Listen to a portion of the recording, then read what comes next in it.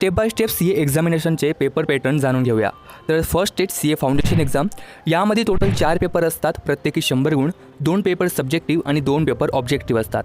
Pass होण्यासाठी प्रत्येक पेपरात तुम्हाला 40% गुण आणि टोटल अग्रिगेट 50% गुण म्हणजे 400 की 200 गुण मिळवणं हे कंपल्सरी असतं.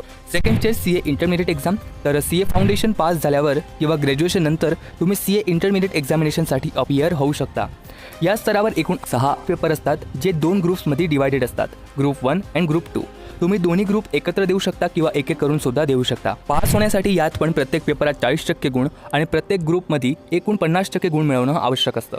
सी ए इंटरमिडिएट परीक्षेचे दोन्ही ग्रुप पास झाल्यानंतर तुमची 2 वर्षाची आर्टिकलशिप सुरू होते. सी एमध्ये नुसतं पुस्तकी ज्ञान चालत नाही, तर प्रत्यक्ष कामाचा अनुभव महत्त्वाचा असतो. तर इंटरमिडिएटचे दोन्ही ग्रुप पास झाल्यावर आणि 2 वर्षाची आर्टिकलशिप ट्रेनिंग पूर्ण झाल्यावर तुम्ही सी ए फायनल एक्झामसाठी पात्र होतात. हा सी ए कोर्साचा अंतिम आणि सर्वात महत्त्वाचा टप्पा आहे. यातही एकूण 6 पेपर असतात, जे 2 ग्रुप्समध्ये डिवायडेड असतात.